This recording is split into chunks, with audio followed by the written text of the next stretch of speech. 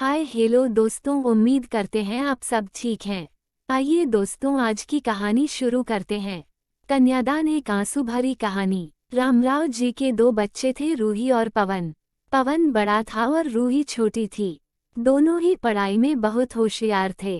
रामराव और रूही की मां लता रूही को लेकर बहुत चिंतित थे, क्योंकि रूही ने अपनी शिक्षा पूरी कर ली थी। अब उसके लिए एक बेहतर रिश्ता खोजना था। एक दिन उनके करीबी रिश्तेदार का बेटा दीपक शादी में रूही का हाथ मांगने के लिए उनके घर आया। दीपक को सभी पसंद करते थे। वह दिखने में अच्छा था और एक अच्छी कंपनी में कार्यरत था। दीपक के परिवार को भी रूही पसंद थी। फिर इन सब के बाद शादी की तारीख तय हो गई और पवन के भैया और रामराव शादी की सारी तैयारियां कर रहे थे। क्योंकि शादी नजदीक थी, सारी तैयारियां हो गई, शादी का दिन भी आ गया। पवन रूही का हाथ पकड़कर मंडप में ले आया। रूही सुंदर गुड़िया सी दिख रही थी। सुंदर नाक, आंखें, रंग गोरा, लंबी लंबी चोटी। रूही देखने में बेहद खूबसूरत थी। पवन रूही को मंडप में ले आया और पंडित ने रूही को कन्यादान के लिए हाथ आगे करने को कहा और उसका हाथ कांपने लगा। जिस पिता ने इस हाथ को पकड़कर दुनिया में चलना सिखाया, वही आज उसका हाथ किसी और पुरुष के हाथ में देने जा रहे थे। अपनी उस बेटी के बिना अपना बाकी का जीवन बिताना, ये विचार ही उनके लिए काफी कष्टदायक था।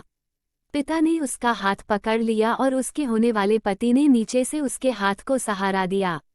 कन्यादान की रस्म शुरू हुई। हाथों से पानी की एक एक बूंद गिरने के साथ पिता की आंखों से भी बूंद बूंद आंसू गिर रहे थे। अपने कलेजे का टुकड़ा दान करते समय क्या अवस्था होती है, तब वह रामराव ने जाना। वह रस्म खत्म हुई। पंडित जी ने लता और रामराव के हाथ में दियों से भरा पर्दा दिया। उनके सामने बेटी और उसका पूरा ससुराल परिवार बैठाया और पंडित जी ने कहा, आज से आपकी बेटी उनकी हो गई। उनसे कहो कि उसका अच्छे से ध्यान रखें। लता अपने मायके वालों के लिए एकदम पराई हो गई। उसकी आंखों में आंसू भर आए। रूही को 2 दिन की ट्रिप पर भी भेजना मां के लिए कितना मुश्किल होता था, और अब उसको हमेशा के लिए दूसरे के घर भेज दिया जाए और उसके अपने ही घर का मेहमान बना दिया जाए, यह बात अब मां को समझ आ रही थी। उस रस्म के बाद दूल्हा गेट पर आ गया। पंडित जी ने आवाज दी, लड़की के मामा लड़की को लेकर आओ। उस मामा का हाथ पकड़कर वह उस अंतर पाठ पर जा रही थी। सुबह उठकर एक साथ नाश्ता, फिर मस्ती, फिर मामी के हाथ का खाना और रात में मामा के गोद में सिर रखकर सोने वाली भांजी आज उस मामा को दूसरे के हाथ में सौंपनी होंगी।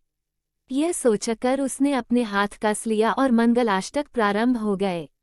भाई दूज के दिन बिना कुछ मांगे मिलने वाला गिफ्ट, एक साथ फोड़े हुए पटाखे, टीवी कौन देखेगा, इस पर झगड़ा और दादाजी गुजर जाने के बाद उन दोनों का गले लगकर रोना। दोनों भाई बहन आज एक दूसरे को देख रहे थे। उतनी ही देर में मंगलाष्टक समाप्त हो गए।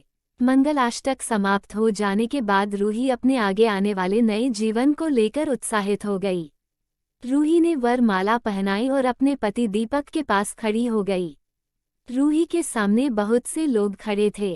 कुछ आशीर्वाद दे रहे थे और कुछ पास होकर स्तुति कर रहे थे। फोटो के लिए उसकी सहेलियां आई। एक ने उसका हाथ पकड़ा, दूसरी ने उसका पल्लू अटका हुआ निकाला, तीसरी ने उसके आंसू पोंछे। हम घर रहने के लिए आ रहे हैं। आंटी को बोलना खाना खाने के लिए आएंगे। उस एक कमरे की आवाज, एक दूसरे के अधिकार और वह दिन याद आ गए जब वे एक साथ रहती थी। अचानक पति दीपक ने कहा कि तुम चारों की तस्वीरें ले लो। मैं साइड में खड़ा हो जाता हूँ। और वह चारों चेहरे हंसे। खाने की कतार में आज रूही माँ पापा से दूर दूसरे लोगों के साथ बैठी थी। खाना खाने के बाद पंडित जी ने गौरी हार की पूजा करने के लिए बुलाया। रूही ने वहां मन से पूजा की।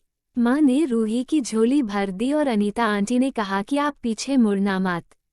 रूही अचानक चौंक गई। वह आगे बढ़ने लगी। इतने सालों से बच्चे की तरह पाले हुए उस चाचा का बांध टूट गया। स्कूल से घर वापस आने में देर हो जाने पर अस्वस्थ होने वाले वह चाचा जी। जन्मदिन पर 5-6 फ्रॉक उसके आगे लाकर रखने वाले चाचा जी। मैं नहीं आने वाली, आज घर में चाची के पास रहूंगी कहकर रोने वाली वह आज हमेशा के लिए दूर चली जाएगी। यह रूही के दूसरे माँ पापा के रूप में चाचा चाची को भी यह बात सहन नहीं हो रही थी। उसकी पहचान आज बदल चुकी थी। हाथों की वह हरी चूड़ियां, पाँव में बिछिया और गले में मंगलसूत्र नए जीवन की राह दिखा रहे थे। सास का हाथ पकड़कर रूही उस फूलों से सजी गाड़ी में दीपक के साथ बैठी। उस गाड़ी में खुशी थी और उस गाड़ी के बाहर खड़े सभी लोग आंखों में आंसू लिए उसे अलविदा कर रहे थे। रूही बोली, मम्मी पापा आती हूँ मैं। बहुत मुश्किल होता है अपना कलेजा, अपना दिल अपने ही हाथों से बाहर निकालकर पराए हाथों में सौंपना, और वह अपने कलेजे को, अपने दिल को खुद के दिल से लगाकर रखेगा। फिर अभी हर माता पिता इस मुश्किल काम का सपना देखते हैं लड़की के जन्म के बाद से ही। कहानी पढ़कर कहीं ना जाएं दोस्तों, नीचे कमेंट बॉक्स में जाकर अपना कीमती कमेंट हमें लिखकर जरूर भेजें। हमें आपके कमेंटों का इंतजार है और हमेशा रहेगा। वीडियो पसंद आया हो तो लाइक, सब्सक्राइब और शेयर करें। वीडियो देखने के लिए आपका बहुत बहुत